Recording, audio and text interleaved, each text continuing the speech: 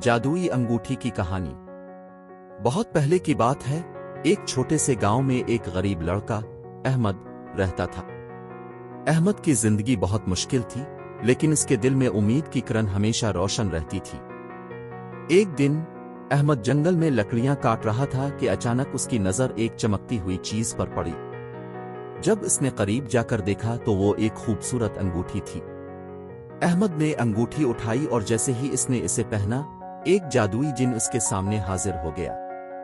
جن نے کہا، اے نوجوان، میں اس انگوٹھی کا جن ہوں۔ تم نے اسے پہنا ہے، اس لیے میں تمہاری ہر خواہش پوری کروں گا۔ احمد بہت حیران ہوا، لیکن اس نے فوراً ایک خواہش کی، مجھے بہت سارا سونا چاہیے تاکہ میں اپنی ماں کی مدد کر سکوں اور اپنے گاؤں کے لوگوں کی بھی مدد کر سکوں۔ جن نے کہا، تمہاری خواہش پوری ہو جائے گی، لیکن یاد رکھو، تمہیں یہ سونا